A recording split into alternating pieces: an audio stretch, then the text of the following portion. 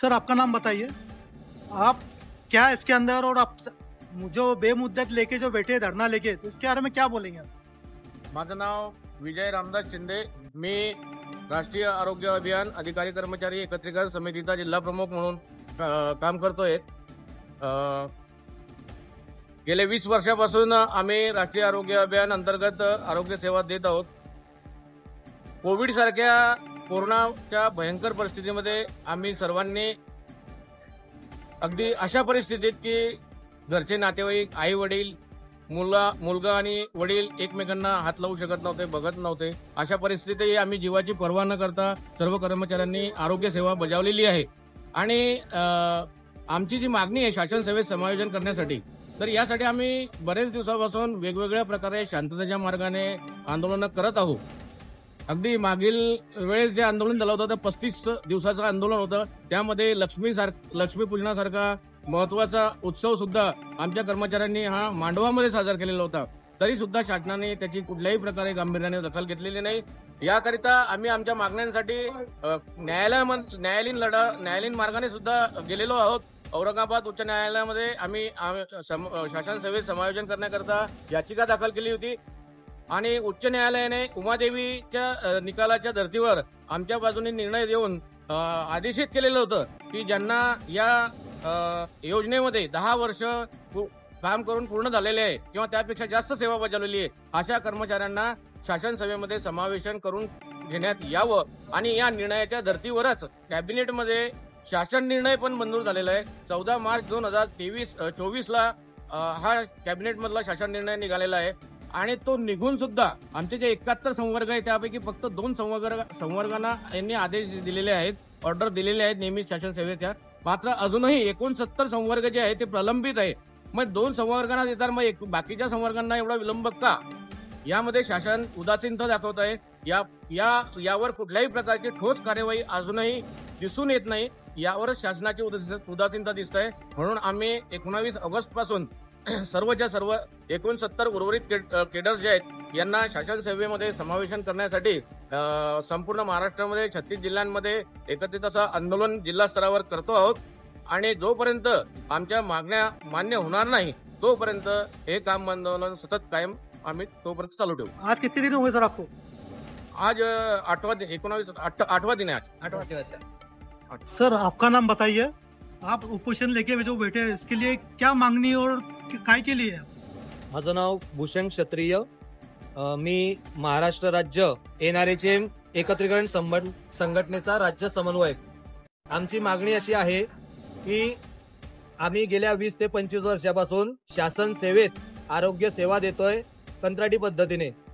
तर आमच्या या मागणीला 14 मार्च 2024 रोजी शासनाने एक GR पारित केलेला आहे। हा या GR मध्ये असं म्हटलेलं आहे की ज्यांना सलग 10 वर्ष सेवा आणि त्यापेक्षा अधिक सेवा झाली असेल अशा अधिकारी कर्मचाऱ्यांना शासन सेवेत समायोजन करण्यात येईल। परंतु त्या निर्णय होऊन जवळजवळ आता 1.5 वर्ष उलटलेत, परंतु या निर्णयाची शासन अंमलबजावणी करताना दिसत नाही। वारंवार आमच्या संघटना फॉलोअप घेत आहेत, परंतु नेहमी एकच उत्तर मिळत आहे, तुमची प्रक्रिया सुरू आहे, काम सुरू आहे, परंतु अजूनही कुठेही इथे धोरणात्मक कारवाई करताना दिसत नाही। यासाठी मागील जुलै महिन्यात 10 व 11 तारखेला आझाद मैदानामध्ये लक्षवेधी 2 दिवसाचं मोठ्या संख्येने आंदोलन झालं होतं।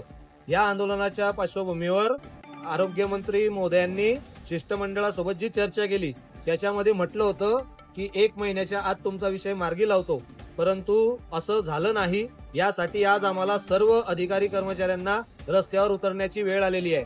आमची या शासनाला विनंती आहे, आमच्या ज्या रास्त मागण्या आहेत शासनाने आम्हाला जो निर्णय दिलेला आहे या निर्णयाची अंमलबजावणी व्हावी व आम्हाला सर्वांना न्याय मिळावा। सर जो बेमुद्दत आप बोल रहे हो इसका बेमुद्दत का मतलब क्या है? तो कितने दिन रहेगा, कैसा रहेगा? तो आपने शासन ने देगा तो कब तक चलते रहेगा ये? जोपर्यंत शासन आम्हाला आमच्या मागण्यांबद्दल समायोजनाबद्दल जोपर्यंत कारवाई करत नाही, आम्हाला आदेश पारित करत नाही किंवा एखादं ठोस कार्यक्रम लेखी स्वरूपात देत नाही, टाइम बॉन्ड देत नाही, तोपर्यंत हे आंदोलन असं सुरू राहणार। मग याला किती दिवस असू द्या। हाच आमचा एकजुटीचा पूर्ण महाराष्ट्रभर विजय आहे। आता हे आंदोलन कधी थांबणार नाही। जोपर्यंत शासन आम्हाला कुठलाही लेखी पुरावा देत नाही तोपर्यंत हे आंदोलन थांबणार नाही. सर आंदोलन लेके बैठे हैं तो आप ड्यूटी पे है या ऑन ड्यूटी है? आम्ही सर्वच्या सर्व आंदोलनात सहभागी आहे. कोणीही ड्युटीवर हजर नाही, कोणीही अटेंडन्स लावत नाही. सर्वजण सकाळी येऊन इथे बसतात, आंदोलनात सहभागी होतात आणि घरी जातात. कर्तव्यावर कोणीही नाही. शासन से मांगनी क्या है खास करके आपकी? आमचं शासनाने जो शासन निर्णय दिलेला आहे त्याची अंमलबजावणी व्हावी व आम्हाला न्याय मिळावा. आमचं समायोजन लवकरात लवकर व्हावं. मैडम आपका नाम बताइए, आप क्या एसोसिएशन के अंदर क्या पद पे है और आप जो मुद्दे लेके जो बैठी है उसके बारे में आप क्या बोले? माझं नाव जयश्री विठ्ठल कनकरे आहे. मी ANM म्हणून कार्यरत आहे. मला 15 ते 16 वर्ष होऊन गेले. असेच माझ्या बहिणींना तर 20 ते 25 वर्ष होऊन गेले. ते काही एजबार होऊन गेल्या, काही रिटायर होऊन गेल्या, काही बिचाऱ्या तर मरूनही गेल्या. तरी सरकारनं, मायबाप सरकारांना जाग येत नाहीये आणि आमच्या मागण्या ते पूर्ण करत नाहीये. सरांनी सांगितलंच की आमच्या काय मागण्या आहेत. तुम्हाला मागच्या वेळेस तर आम्ही दिवाळी संपातच साजरी केली होती, पण आता आम्ही हरतालिका सुद्धा संपातच साजरी इथेच साजरी करणार आहोत मंडपात. कारण पार्वतीजींनी शंकर हा पती मिळावा म्हणून हरतालिका त्यांनी केली होती. तसंच आम्ही सगळ्या बहिणी मिळून शंकरांना साकडं घालणार आहोत की आम्हालाही आमची कायमची नोकरी मिळावी, आमच्या सगळ्या बंधू भगिनींचं समालोचन व्हावं आणि उरलेल्या 10 खालच्या त्यांच्याही मागण्या पूर्ण व्हाव्यात म्हणून आम्ही स्वतः इथे हरतालिका साजरी एकच नारा